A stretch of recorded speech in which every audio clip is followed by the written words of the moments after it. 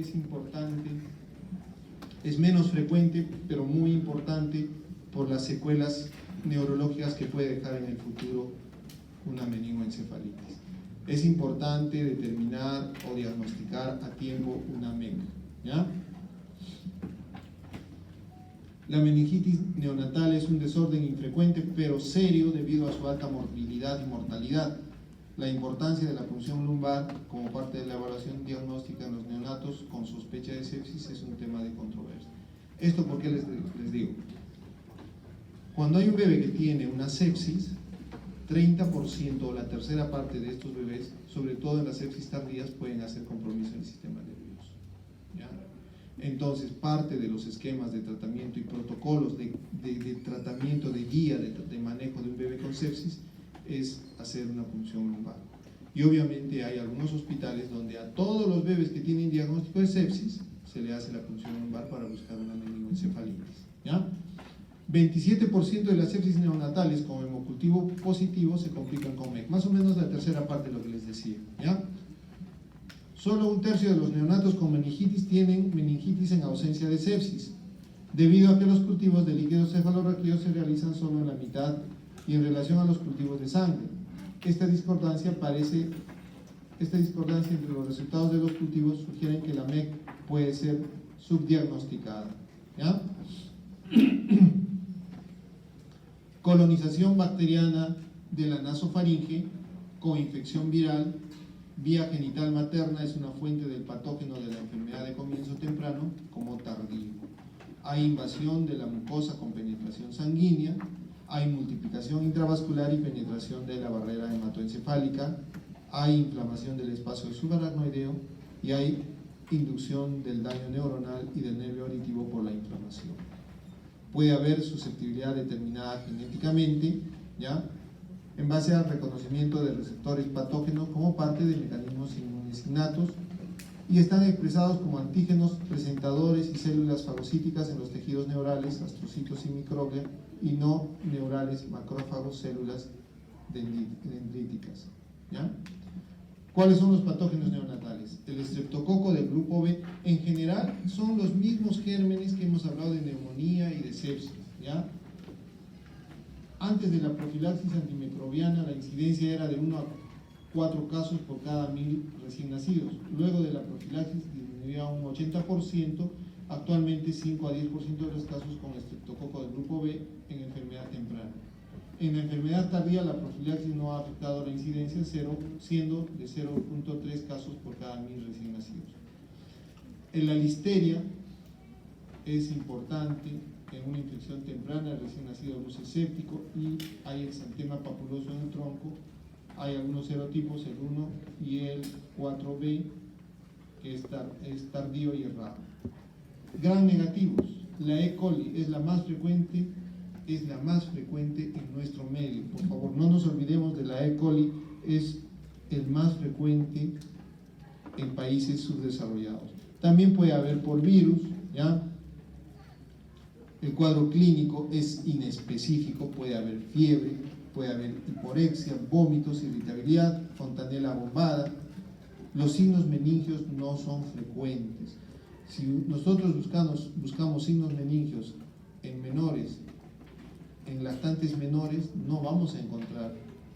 En un niño de 5 o 8 años con meningitis fácilmente nos damos cuenta porque hay signos meningios, en cambio en ellos no, ¿ya?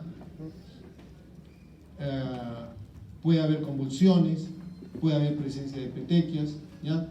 Y para el diagnóstico de la meningoencefalitis es la punción lumbar, ¿ya? La prueba de oro, pues, ¿ya?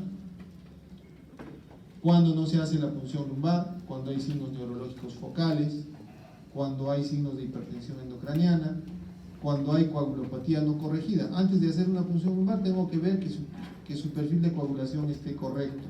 Cuando hay compromiso cardiopulmonar, ¿ya? ¿Cómo es esto de la punción lumbar? A veces los papás se oponen a la punción lumbar y tienen la creencia de que en algún momento, haciéndole una punción lumbar, el bebé no va a caminar o va a tener problemas en el futuro. Y es porque nosotros no sabemos explicarles qué es la punción lumbar, ¿ya? Yo generalmente les digo, la punción lumbar es como la anestesia regional que ponen a la mamá durante la cesárea, ¿no? A la misma mamá le digo, así como te pusieron la anestesia, es exactamente lo mismo, con la diferencia que cuando te pusieron la anestesia, ahí es donde te aplicaron el anestesia. Lo que nosotros vamos a hacer con la punción lumbar es ponerle exactamente en el mismo sitio, ¿ya? Y sacar unas gotitas, más o menos 20 gotitas de líquido cefalorraquídeo, ¿ya? Entonces, ¿cómo es que tenemos que explicar? Lo que nosotros tenemos que entender, que la médula espinal está muy por encima del lugar donde voy a hacer la punción lumbar. Esto ya es solamente las terminaciones nerviosas o la cauda equina, ¿ya? Ahora, cuando nosotros ingresamos, ¿cómo es la posición que tenemos que tener en el bebé que vamos a hacer punción lumbar? A veces lo hacemos sentadito, a veces echadito, y debemos flexionarlo de tal manera que nos aparezca el espacio entre las espinas, las apófisis espinosas de las vértebras. Entonces, nosotros tocamos la espina ilíaca anterosuperior y a esa altura vamos a hacer la punción lumbar, que estaríamos más o menos entre L2, L3, ¿ya? Y ahí es donde se ingresa con la aguja. Se ingresa con la agujita. Nosotros en recién nacidos usamos una agujita número 23, no necesitamos usar las agujas para punción lumbar, ¿ya? Ingresamos a la piel, atravesamos el plexo venoso vertebral, ¿ya? Y estamos entrando a un espacio vacío donde está el líquido cefalorraquídeo y no tocamos la médula espinal. Tenemos que atravesar el espacio epidural, ¿ya? Y ahí está el líquido cefalorraquídeo, ¿sí? Igualmente acá, ¿ya? ¿Hasta dónde introducir? Eso también es bien difícil determinar en números. Lo que eso nosotros nos damos cuenta cuando hemos atravesado la dura, se perfora con la aguja. ¿Cómo se ingresa con la aguja? Si está de costadito, ubicamos el espacio para ingresar con la aguja y lo dirigimos hacia el ombligo. Y una vez que hemos atravesado la dura, inclinamos la agujita hacia un costado para que empiece a gotear el líquido cefalorraquídeo. A veces es traumático, a veces tampoco no hay goteo, ¿ya? ¿Cuál es el volumen total del líquido cefalorraquídeo? En prematuros puede ser entre 10 a 30 mililitros, en recién nacidos a término 40 mililitros. Pero recordemos que la producción de líquido cefalorraquídeo es importante, se produce, ¿ya? Y se absorbe en forma continua. La velocidad de producción es de 0.35 mililitros por minuto o 6 gotas por minuto, ¿ya? Más o menos 400 a 500 mililitros por día. En un adulto el líquido cefalorraquídeo se recambia totalmente 4 o 5 veces por día. Puede haber una punción traumática por punción accidental del plexo venoso vertebral interno. Se describe hasta en un 20% de los casos. Es cuando entramos con la aguja y hay un sangrado.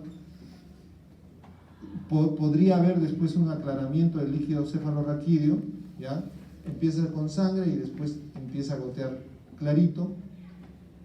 Cuando es una punción traumática, a veces te salen más leucocitos de los que hay, si es que hay muchos hematíes, y nosotros hacemos una corrección.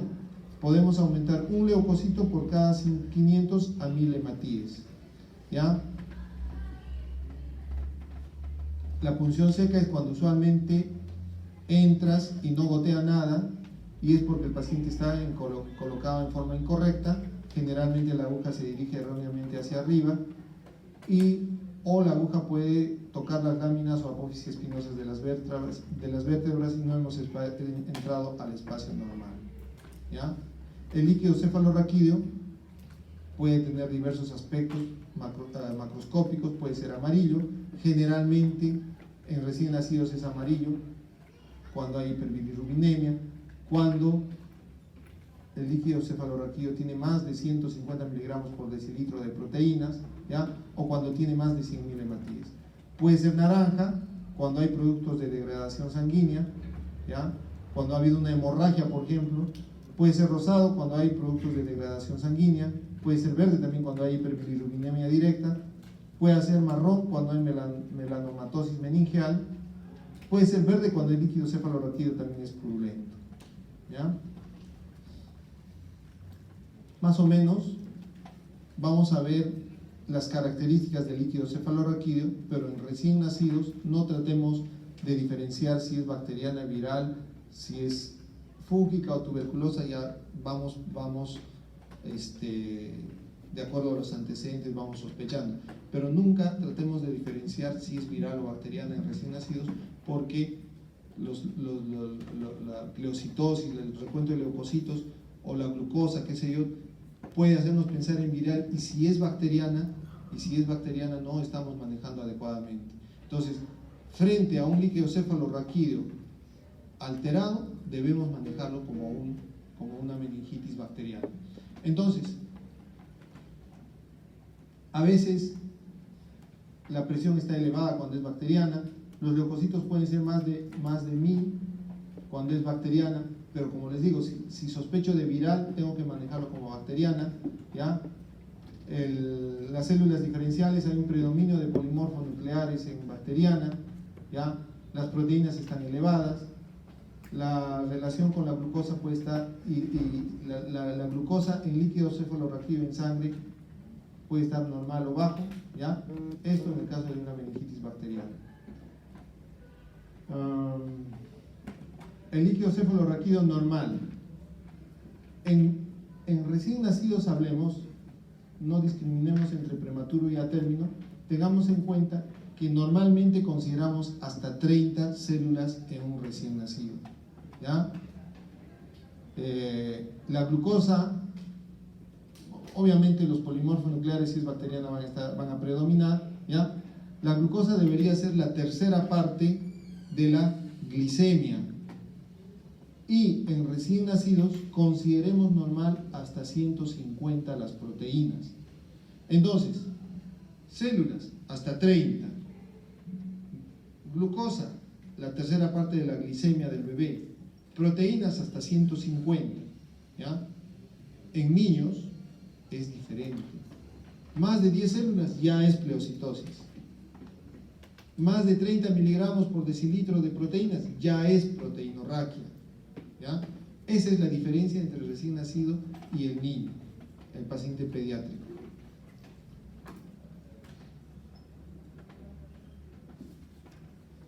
Existen variaciones en los valores del líquido cefalorraquídeo según el tiempo de demora en realizar el conteo de leucocitos, glucosa, proteínas y neutrófilos. Eso es cierto. A veces cuando tú sacas un líquido cefalorraquídeo y lo envías al laboratorio y se demoran 2 horas o 3 horas en mandarte los resultados, entonces la glucosa obviamente se va a consumir y te va a salir alterada, ¿ya? Idealmente debe hacerse análisis en los 30 minutos luego de obtenido el líquido cefalorraquídeo y obtener 10 gotas para cada estudio. Nosotros por lo general sacamos en 3 frascos, uno para cultivo, otro para citoquímico y bioquímico, y si es por sospecha de sífilis, para BDRL en el líquido cefalorraquídeo, ¿ya?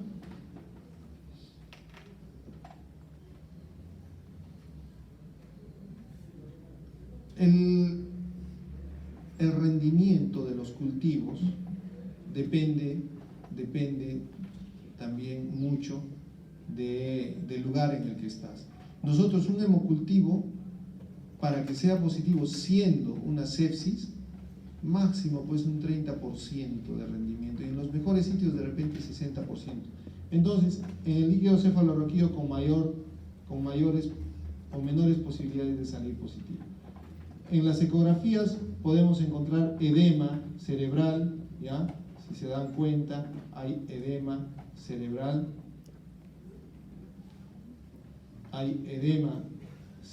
en una ecografía.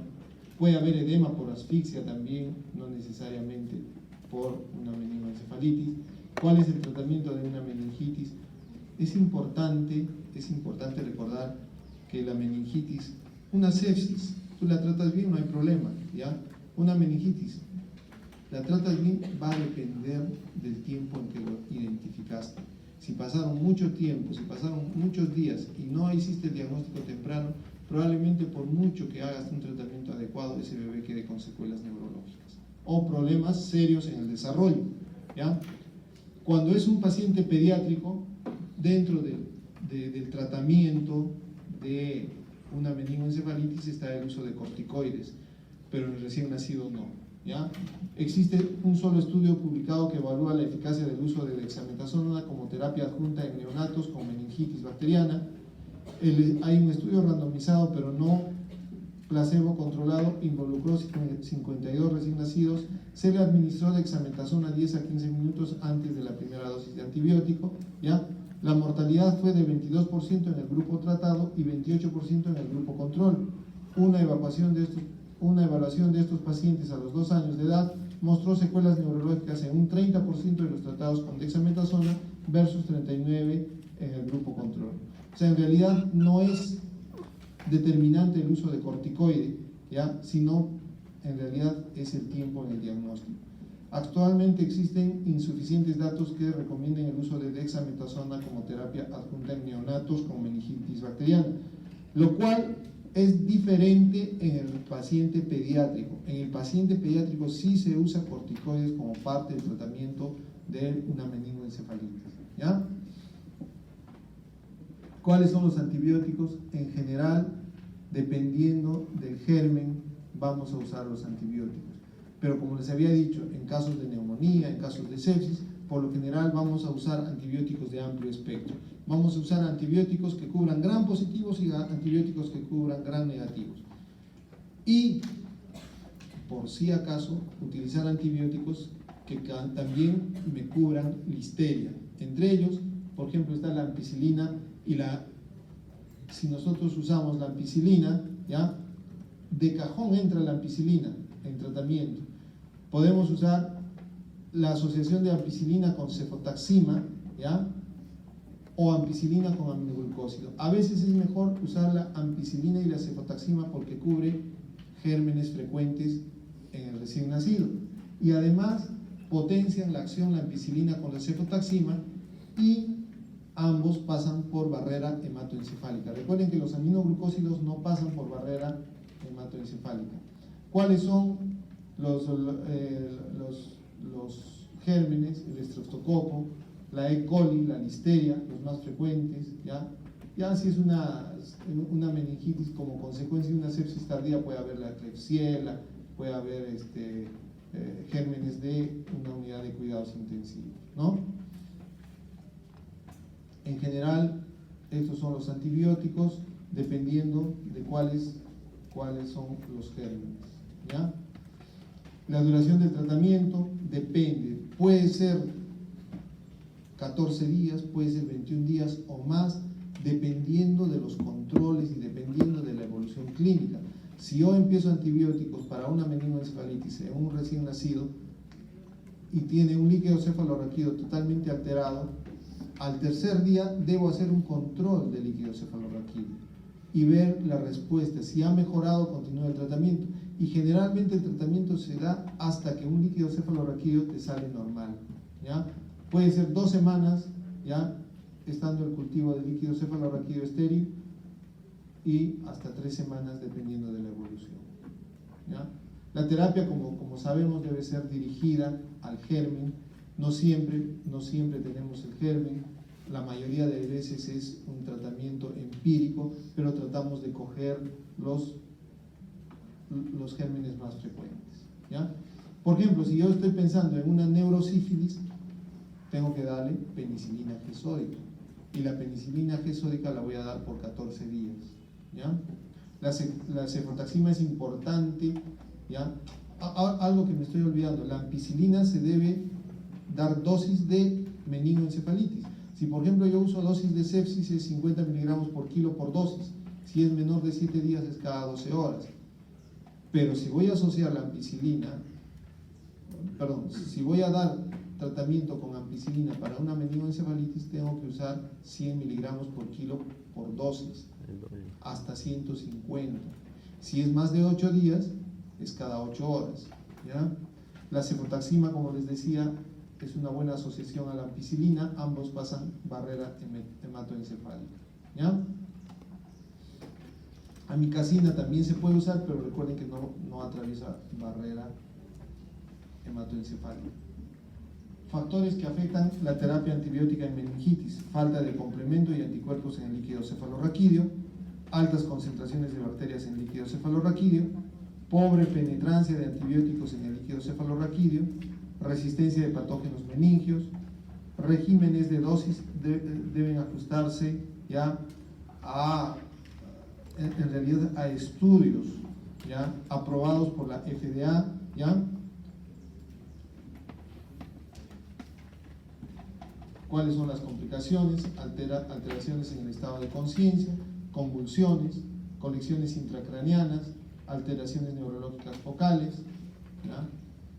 Una efusión subdural es importante, una complicación. Acá hay una efusión subdural, acá hay una efusión subdural, o sea, es la colección de secreción purulenta por debajo de la dura, es una complicación de una meningitis. También hay ventriculitis, un empiema subdural, ya, un empiema subdural. Son de difícil manejo, ya, a veces inclusive con tratamientos antibióticos muy prolongados. Una ventriculitis es una complicación de una meningoencefalitis de difícil manejo necesita mucho tiempo de antibiótico. Se pueden formar quistes también como consecuencia de una meningoencefalitis, ¿ya? Cerebritis, que al final hay licuefacción del líquido del parénquima cerebral, ¿ya? Entonces, como para hacer un resumen de la MEC, la meningoencefalitis es un problema serio, es infrecuente, pero es serio. ¿Por qué? Por las secuelas neurológicas que puede dejar si nosotros no lo detectamos o no damos un tratamiento adecuado, ¿ya? Es la infección del sistema nervioso, ¿ya? Que puede ser de múltiples etiologías, pueden ser bacterianas, virales, ¿ya? Una tercera parte de infecciones del sistema nervioso son como consecuencia de una sepsis, y es cuestión de sospecharla a tiempo y dar un tratamiento adecuado. Si nosotros no damos un tratamiento adecuado o no lo sospechamos a tiempo, ese bebé puede quedar con secuelas terribles, ya, neurológicas en el futuro. ¿Okay? Bueno, he tratado de avanzar lo más rápido que he